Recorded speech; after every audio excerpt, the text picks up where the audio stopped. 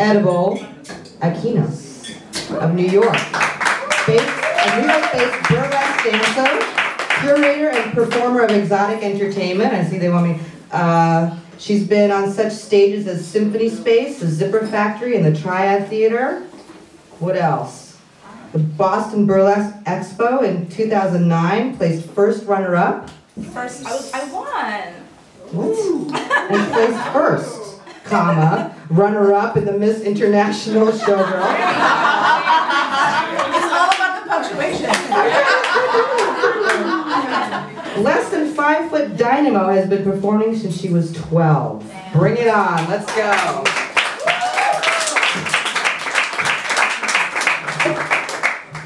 This is too high. Thank you. Thanks. Okay, you're low.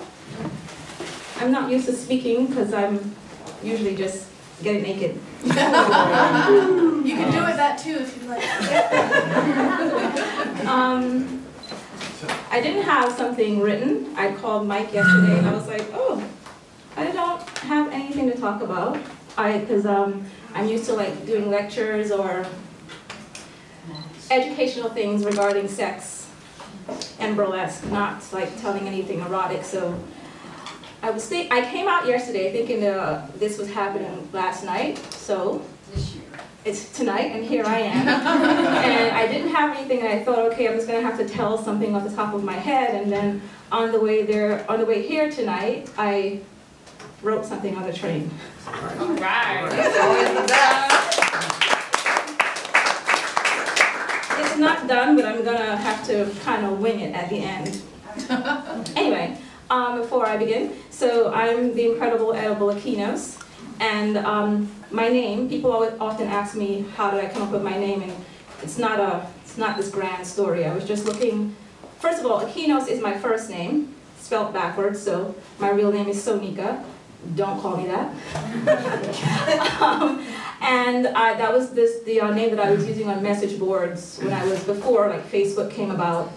And I had to come up with a username that I was going to remember, and I wasn't going to remember anything else, so the only thing I would remember was my name. So I just flipped it backwards, and then the incredible edible part came because I was trying to find something really obnoxious for when somebody was, introducing me that would be like really grand, and I wanted it to have punch, and I wanted it to rhyme, and that's the story. So I came up with the incredible edible, and here I am. Okay, so. I'm going to tell you my little story. I have no title for it yet. Once upon a time in a land far, far away, there lived an escort by the name, well, she shall remain nameless. That's what we're going to call her. Dispelling the notion that escorts are merely sexual tools absent from feelings, emotions, and all other human sicknesses, she fell in love with one of her clients. He came in the form of a light-skinned, brown-eyed Haitian who somehow convinced himself that not only was he Christian, but so self-righteous to believe that he was Jesus' little brother.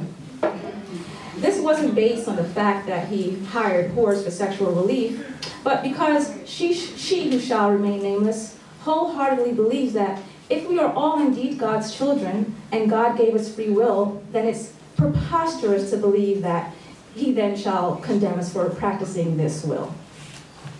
The hypocrisy of his beliefs came in his ridiculous behaviors. He was so closed off from love that he couldn't receive it. Deliberately used people, thinks because of gays the world is going to come to an end, and refuses to study the origins of Christianity and believe the words of the Bible to be truth. This made she who shall remain nameless furious, but it didn't stop her from loving him. Every human was flawed, even her for accepting his excuse that since she wasn't a Christian like him, then he could never truly be with her. Her love was unconditional and at times foolishly given away to undeserving scum. And plus she was addicted to the long strokes, pounding, pussy-sucking action he gave her regularly. How she longed to meet a man that would give her not only fierce dick, but spent time with her. When she met him and began to cook him regular meals, making him feel like king, She forgot when she became an escort, scum like him was who she set out to learn to avoid.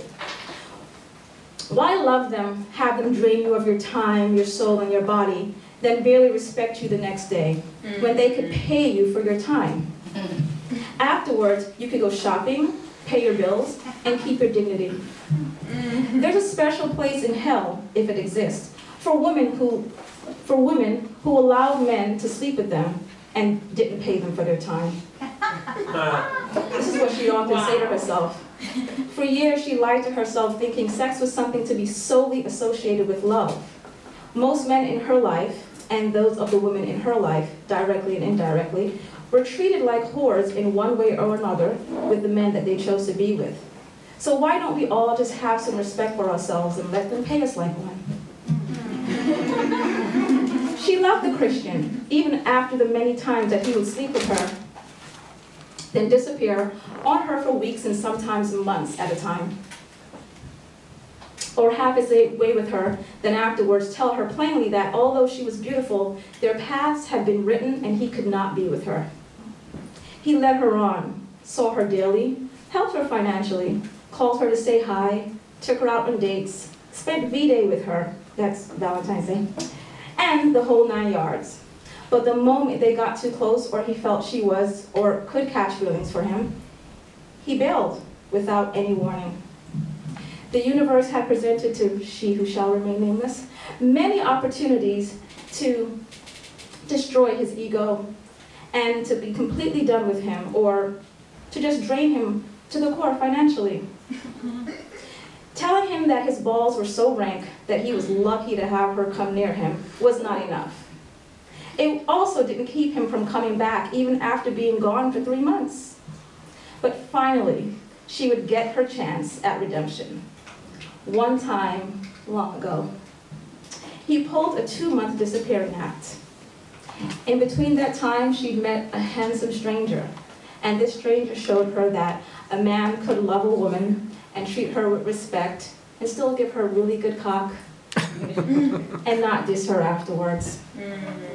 So, one night, the Christian, is what we're going to call him, decided to call she who shall remain nameless and wanted her services.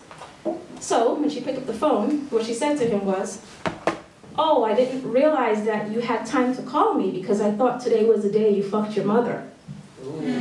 So, he knew that he deserved that, and he apologized, and he was like, I'm sorry for the way I left the last time, and I just want us to have a good, professional relationship, so can I come over? So she told him fuck no, and call her another day.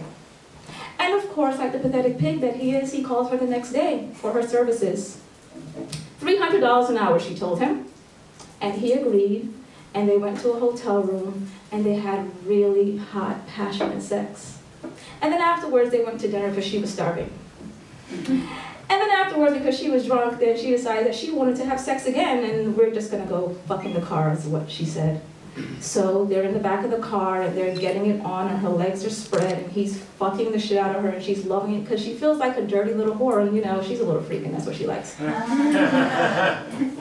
So, because, cars are a little congested, and he couldn't really get his leg action right to be able to stroke her properly, he decided to stop, and he asked her, can you suck it? She looked at him and she said, I could, but you want a professional relationship. And she got her fucking clothes on and she rolled the fuck out of the car.